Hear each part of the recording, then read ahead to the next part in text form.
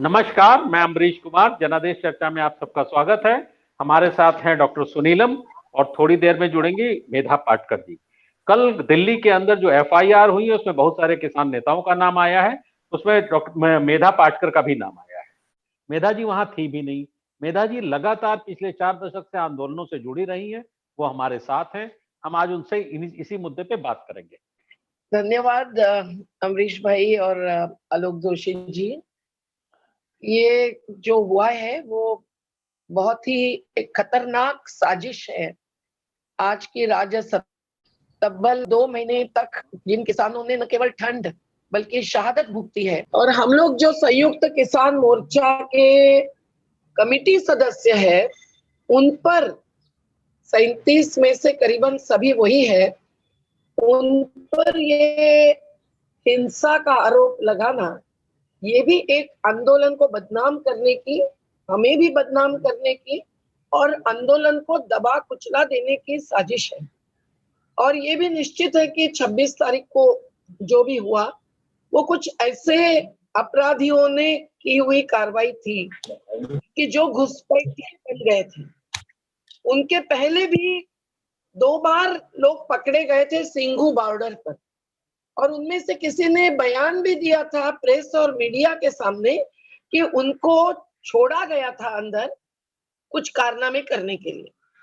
और उसके बाद दीप सिद्धू जी की बात तो अब जाहिर हो चुकी है, जिन्होंने अंदर आकर एक अपना टेंट लगाया, टेंट के अंदर वो छोटी छोटी बैठकें करते रहे और न जाने किन किन को उन्होंने साथ लिया।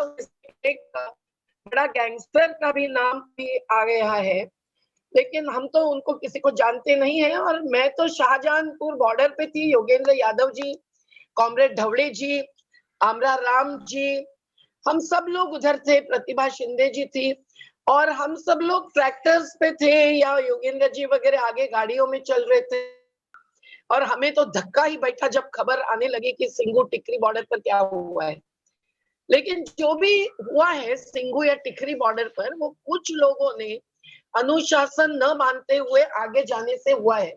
और उनके बारे में अगर कुछ कहना है तो पूरी जांच होनी चाहिए, उसके बिना हमारे पर ही आरोप लगाना। टिकरी बॉर्डर पर जो हनंदा मौला थे उनके ऊपर एफआईआर नहीं लॉन्च किया, जो 8 बार सांसद रह चुके हैं, ये भी एक अच्छी बात है। लेकिन हम ही को लक्ष्य बनाना चाह रहे हैं, ये सोचकर शायद कि हम लोग जो अहिंसा के ही कदम पर हर दम बढ़े हैं वो आगे बढ़ ही न पाए और हिंसा के आरोप से ही हम हैरान हो जाएं या दबे कुचले जाए। लेकिन हम तो गांधी को, बाबा साहेब अम्बेडकर को, महात्मा फुले को, पेरियार को, जयप्रकाश और लोहिया जी को मानने वाले लोग हैं। और हम लोगों को इस प्रकार के आरोप पत्रों को, जिनकी कॉपी भी अभी हाथ में नहीं आई है, पर पता चला है कि उसमें बहुत सारी बातें आई है कि हम हथियार लेकर चल रहे थे। अरे वो जत्थेदार अगर चल रहे होंगे तो उनकी वो धार्मिक परंपरा है, वो निहंग समुदाय के लोग हैं।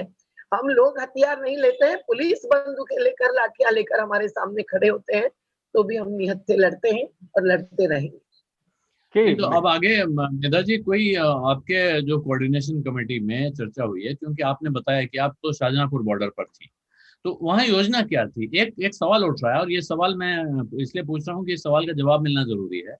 लोग कह रहे हैं साहब, सिंघू बॉर्डर से भी लोग गए, टिकरी बॉर्डर से भी गए, गाजीपुर से भी गए, सब तरफ से लोग फिर लाल किले कैसे पहुंच गए?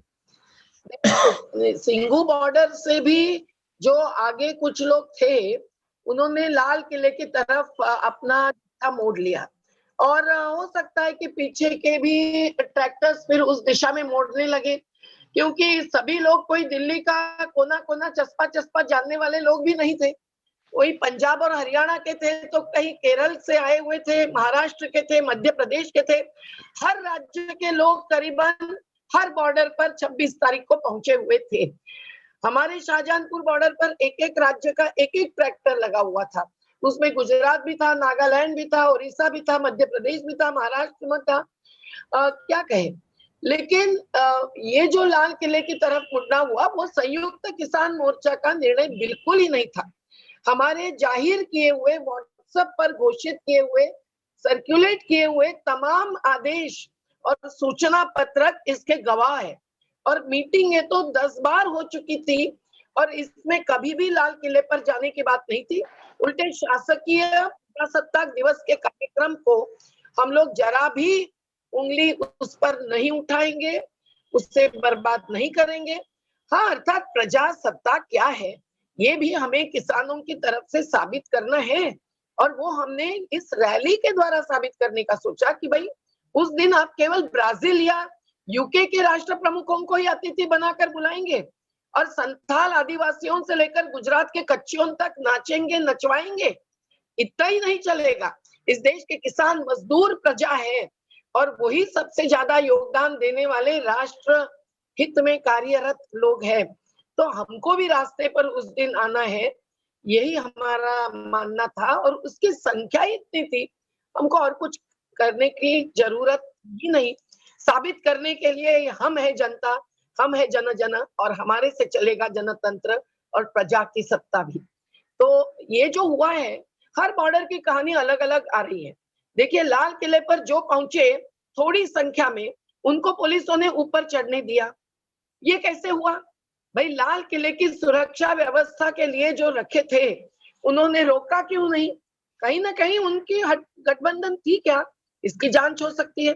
और उसमें दीप सिद्धू थे ही जो वहां पहुंचे थे सबसे पहले ग्रुप में, और बाद में लोग जो पहुंचे उन्होंने क्या किया? इन्होंने झंडा फहराया, तिरंगा नहीं उतारा। कुछ मीडिया ने उसकी भी झूठी खबर दी, हमारे पास वो खबर आने से हम तो हैरान हो गए। लेकिन उस जनतंत्र के स्तंभ को या प्रतीक को, राष्ट्र के सम्मान को कोई भी धक्का नहीं पहुंचाया, ये मेरा तो मानना है। लेकिन फिर भी उस दिन लाल किले पर जाना नहीं चाहिए था। जो गए हैं वो कौन लोग हैं? वो संयुक्त किसान मोर्चा के वो नेतृत्व में, कमेटी में रहे हुए लोग नहीं हैं जिन पर एफआईआर दाखिल की गई है। दूसरी बात, गाजीपुरा बॉर्डर की वहां के प्रमुख नेता, किसान नेता उत्तराखंड के तेजिंदर विर्क, जिससे मैंने बात की आज, जहां उनके पड़ोसी बच्चे की ही मौत हो गई, तो वो जो ट्रैक्टर घुमा रहा था, टीयर गैस छोड़ने के कारण उसका तोल गया, उसका कंट्रोल गया ट्रैक्टर पर का, ये उनका कहना था। तो पुलिसों ने आईटीओ पर दिल्ली के ट्रैक्टर्स को घुमाया, भ्रमाया, और रास्ता बदलने के लिए पुलिसों की साजिश रही, ऐसा उनका कहना था। अब ऐसी हर एक जगह से खबरें आई है। टिकरी के बॉर्डर पर भी जो थोड़े 50 ट्रैक्टर्स आगे चले गए, वो समय के पहले निकल गए। हनंदा मौला जी जैसे व्यक्ति, सीनियर किसान नेता अगर वहां थे तो वो भी चकित हो गए, लेकिन उन ट्रैक्टर्स को वापस लौटने के लिए मजबूर किया। पलवल में कुछ भी नहीं हुआ था गलत सलत, लेकिन वहां बहुत बड़ा लाठीचार्ज होने के बाद वहां के साथी बैठे रहे, जिसमें हमारे जफर यदुवंशी थे, रामनारायण कुरेरिया जी थे, रवि दत्त जी थे। मुझे लगता है कि उन लोगों ने सत्याग्रही का रूप धारण किया। तो कुल मिलकर 90 क्या 99% लोग बिल्कुल अनुशासन से चले। कहीं अगर रास्ता उनका बदला गया होगा तो कुछ लोगों ने भ्रमित किया, वो लोग इस साजिश के लिए जिम्मेदार है। पर किसानों की तरफ से वायलेंस का कदम नहीं उठाया गया। जो जुमा जब्ती हुई वो पुलिस भी उनके पीछे पड़ने के बाद हुई, ऐसा हमें लगता है। पर हम तो वहां थे ही नहीं, हम गवाह नहीं रहे। हम तो अभी केवल मीडिया का द्वंद्व और युद्ध देख रहे हैं। सच्चाई क्या है ये बात ही अलग है। पर हम गांधी को मानने वाले लोग ये मानते हैं कि हम मूर्ख नहीं हो सकते हैं। हमें जो आंदोलन मंजिल तक पहुंचाना है तो हमारे अहिंसात्मक मार्ग से ही पहुंचाएंगे। जो चंपारण के आंदोलन में ही नहीं, चौरी चौरा में भी गांधी जी ने स्पष्ट भूमिका ली थी। और 30 जनवरी को हम सब लोग गांधी जी की शहादत को मानने वाले और उनसे ही प्रेरणा लेकर चलने वाले, उपवास करने वाले हैं और विविध प्रकार के कार्यक्रमों में हमारी अहिंसा पर की श्रद्धा स्थापित करने वाले हैं। स्वयं प्रेरणा भी उससे आगे बढ़ाने वाले हैं और समाज को भी हमारे विचार क्या है इसकी स्पष्टता का संदेश देने वाले हैं। पर मैं ये भी कहूंगी कि भगत सिंह तक ने भी ये कहा था कि भाई हिंसा के रास्ते से शोषण नहीं रुक सकता। उनका ये बयान तो कहीं और नहीं, सुप्रीम कोर्ट के जजमेंट में जस्टिस सिंघवी और जस्टिस गांगुली के उसमें ही आया हुआ है, जो मैंने तो संयुक्त किसान मोर्चा की कमेटी की एक मीटिंग में पढ़ के बताया था। तो गांधी हो या भगत सिंह हो, बाबा साहब हो या राम नारायण लोहिया हो, हम सब लोग जो समाज के सत्ता को मानते हैं कि प्रजासत्ताक दिवस पर जो भी हुआ उसके लिए अगर हमें जिम्मेदार ठहराया जाता है तो हम प्रायश्चित्त ले सकते हैं, पर हम लोग इस सरकार के साजिशों के सामने हमारी ख्वाहिशों को खत्म नहीं होने देंगे। ये कानूनी कार्रवाई जो होने वाली है उसके लिए कुछ आप लोग मदद ले रही वकीलों वगैरह से, या गिरफ्तारी की आशंका है? बहुत सारे अमरीश कुमार जी वकील हैं, वकीलों के एसोसिएशन है, हमारे प्रो बोनो यानी निस्वार्थी मुफ्त में काम करने वाले वकीलों की तो लंबी सूची है, जिन्होंने प्रशांत भूषण जी के साथ खड़े रहने का संकल्प किया और करके दिखाया। वो वकील भी है और भूतपूर्व न्यायाधीश भी है। हमारे पास उनकी कमी नहीं है, पर ये कानूनी कार्रवाई नहीं है, गैर कानूनी कार्रवाई है और ये असंवैधानिक कार्रवाई है। और इसका मुकाबला कैसे करेंगे, ये समाज ने भी सोचना चाहिए, न केवल हमने जिन पर की ये आरोप लगाए हैं। आपके जैसे जो सही समाज के सामाजिक, आर्थिक और राजनीतिक अधिकार जताने वाले माध्यम हैं, उन माध्यमों ने ये मुद्दा उठाया है, इसके लिए मैं आपको धन्यवाद देती हूँ। और अगर समाज इसके बारे में अपना रोष व्यक्त करता है तो सुप्रीम कोर्ट क्या, सुप्रीम जनरल संसद इसको तय कर सकती है कि सच्चाई क्या है। और सत्य और अहिंसा गांधी जी की प्रेरणा से ही हमें मिले हुए मूल्य हैं, उन मूल्यों पर हम लोग डटे रह सकते हैं। धन्यवाद मेधा जी। पर डॉक्टर सुनीलम, इसको लेकर के ये जो एफआईआर हुई है, जिस तरीके से हुई है, इसको लेकर के किसान नेताओं में थोड़ी सी बेचैनी सी भी नजर आ रही, और वो 2-3 किसान नेता जो पहले शायद आंदोलन में उस तरह जुड़े भी नहीं थे, उन्होंने अपने को विड्रॉ कर लिया है। तो इसको किस नजरिए से देखते हैं आप? देखिए, सरकार जो है फर्जी एफआईआर करने की आदी है, और ये पहली भी फर्जी एफआईआर नहीं है और आखिरी भी नहीं है। और हम लोग जिंदगी भर जो भी आंदोलनकारी हैं देश के, वो लगातार इसी तरीके से फर्जी एफआईआर करके, फर्जी केस बना करके हम लोगों को लगातार प्रताड़ित किया जा रहा है। आजादी के पहले भी वही था और आजादी के बाद भी वही है, तो ये कुछ नया नहीं है। लेकिन नया इसमें यह है कि जो सुप्रीम कोर्ट के सामने गए थे ये बताने के लिए कि ये लॉ एंड ऑर्डर वाला इशू है, सुप्रीम कोर्ट ने इसे लॉ एंड ऑर्डर का इशू मानने से इनकार कर दिया। सरकार भी 11 राउंड बातचीत करती रही और अब उसने ये मन बना लिया है कि हमको इसे लॉ एंड ऑर्डर के तौर पर ही इस मूवमेंट से हमको निपटना है। और उसके अंदर ये जो है ये इनका अमित शाह मॉडल है, और अमित शाह मॉडल जो है वो स्पष्ट करता है कि भीमा कोरेगांव के अंदर भी उन्होंने ऐसे फर्जी केस बनाए, लोगों को जेल में डाला। उसके बाद दिल्ली दंगों को लेकर के फर्जी केस बनाए, लोगों को जेल में डाला। एनआईए की अभी जो है उन्होंने शुरुआत कराई और अब इन लोगों के ऊपर इतने संगीन धाराएं लगाई हैं। और इनका जो गोदी मीडिया है वो बता रहा है कि योगेंद्र यादव को 2 साल की जेल और मेधा पाटकर को 5 साल की जेल और कौन कौन को 10 साल की जेल होने वाली है। मतलब जिस धारा में जितनी सजा है वो बता दे रहे हैं, ये मान के चल रहा है। मतलब रिपब्लिक टीवी जैसे जो अर्णव गोस्वामी जैसे जो भाट हैं वो मान के चल रहे हैं कि भाई मतलब इनने अपराध किया ही है और सजा, जबकि फैक्ट ये है कि योगेंद्र यादव और मेधा पाटकर और जो लगभग काफी जो प्रमुख नेता थे वो शाहजहांपुर बॉर्डर के ऊपर थे, वो दिल्ली वहां पर आए ही नहीं है, वो मौके पर थे ही नहीं। लेकिन अगर ये एफआईआर किस स्थान की उन्होंने दर्ज की है, ये एफआईआर को तो एक स्थान के साथ में और टाइम विशेष के साथ में दर्ज करना पड़ता है। उन्होंने जो एफआईआर दर्ज की है वही त्रुटिपूर्ण है और वही एफआईआर जो है वो क्वैश करने का जो है कानूनी तौर पर प्रयास किया जाएगा, वो स्टैंड ही नहीं करेगा, क्योंकि उसके अंदर जिस तरीके का उन्होंने सब कुछ के ऊपर एक एफआईआर कर दी है ना। फिर उसके बाद में जो है सब किसान नेताओं को उसके अंदर 37 किसान नेताओं को जोड़ दिया है और फिर उसके बाद में और भी 25 उन्होंने एफआईआर कर दी है।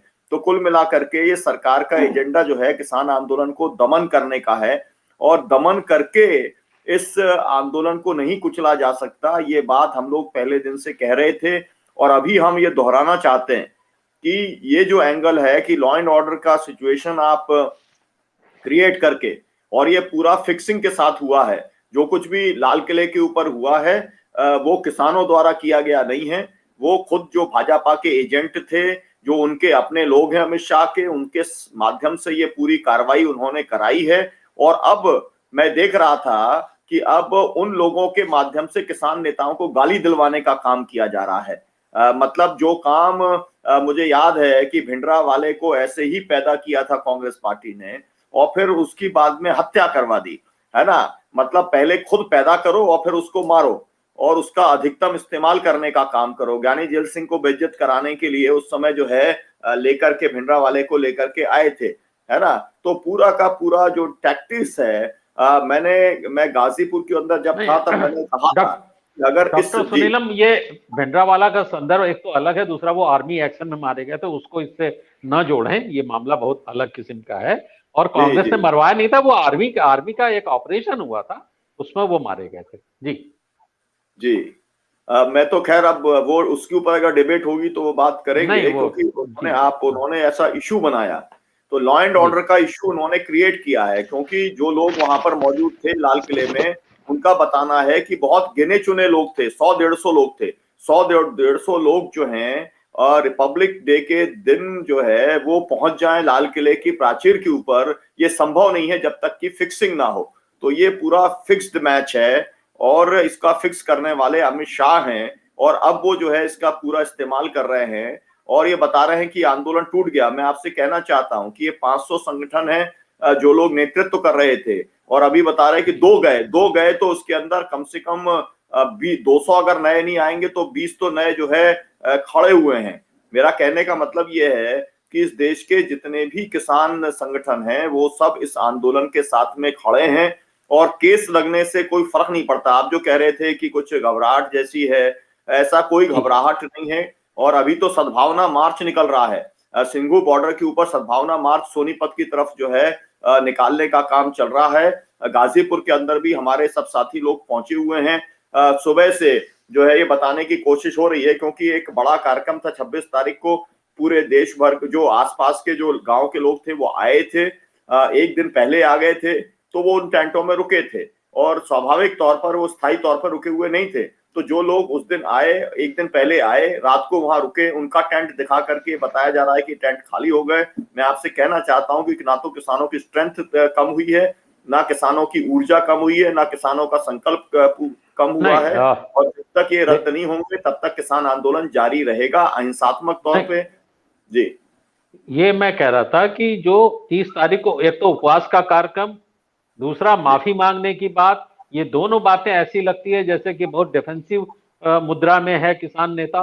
ये दोनों बातें क्या वजह है? आप जो हंगामा किया किसी और ने, आप तो बहुत सीनियर जर्नलिस्ट हैं, आप तो जानते हैं कि 30 तारीख का 30 जनवरी शहादत दिवस है और गांधी जी जो है वो हम लोगों के आइडियल हैं और इसलिए हम लोग, क्योंकि हमारे यहाँ पर जो है 170 से अधिक किसानों की शहादत हुई है और अभी तो एक बहन की, आदिवासी बहन जो आई थी वहां पर शाहजहांपुर बॉर्डर के ऊपर थी, उनकी भी अभी जो है मौत कल रात को हो गई है।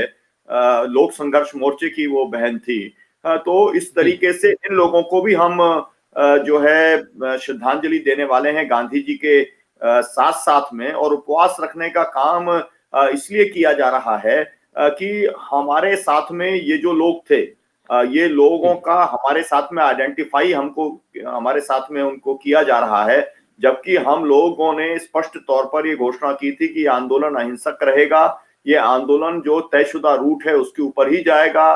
जो लोग इससे अलग गए वो हमारे लोग नहीं हैं, उन्होंने अपने खुद के निर्णय लिए हैं, उनका संयुक्त संघर्ष मोर्चे से या AIKCC से कोई संबंध नहीं है। ये बात एकदम स्पष्ट तौर पर हम आपको बताना चाहते हैं। तो 30 तारीख का कार्यक्रम जो है वो कार्यक्रम तो पहले भी, अगर आप मेरी खुद के प्रेस नोट देखेंगे तो ये 26 जनवरी का जो भी कुछ लाल किला कांड कटसी अमित शाह हुआ है, जो इसको छोड़ भी दिया जाए तो इसके पहले से 30 तारीख के कार्यक्रम की हमारी तैयारी थी हम लोगों ने 1 तारीख का कार्यक्रम जरूर विड्रॉ करने का काम किया है, और विड्रॉ भी नहीं किया, उसको पोस्टपोन करने का काम किया है। आने वाले समय में हम उसकी तारीख की घोषणा करेंगे। अब लेकिन मैं एक और बात आपसे कहना चाहता हूं कि जिस तरीके से जो है भाजपा कोशिश कर रही है कि जब ये मतलब इन्होंने हरियाणा की सरकार के माध्यम से रोकने की कोशिश की, नहीं कर पाए, इन्होंने कोशिश की आंदोलन को बांटने की, नहीं कर पाए, सुप्रीम कोर्ट को बीच में लाए, नहीं कर पाए, तो फिर इन्होंने ये कोशिश अब की है कि जहां पर भी धरने चल रहे हैं आसपास के गांव को, लोगों को उकसा करके, आरएसएस के लोग वहां पर पहुंच करके और सामने आकर के कि भाई ये देश का झंडे का अपमान करने वाले लोग हैं। किसने झंडे का अपमान किया है? एक आध आप कहीं पर कोई वीडियो बताइए जिसके अंदर झंडे का अपमान हुआ। वहां पर जो कुछ हुआ वो नहीं होना चाहिए था, उससे हम अपने आप को अलग करते हैं, उसकी निंदा की गई है, लेकिन वहां पर झंडे का अपमान नहीं हुआ है। और जितनी पुलिस ने हिंसा की है वो उसके भी बहुत सारे वीडियो हैं, और वो एकदम स्पष्ट तौर पे है। कभी ये कह रहे हैं कि 300 पुलिस वाले जो है घायल हुए, कभी कह रहे हैं कि 80 पुलिस वाले घायल हुए, और कितने घायल हुए, क्योंकि हमने मुल्ताई गोली चालन के अंदर ये सब कुछ देखा है। सत्य हिंदी का ऐप डाउनलोड करें गूगल प्ले स्टोर पर।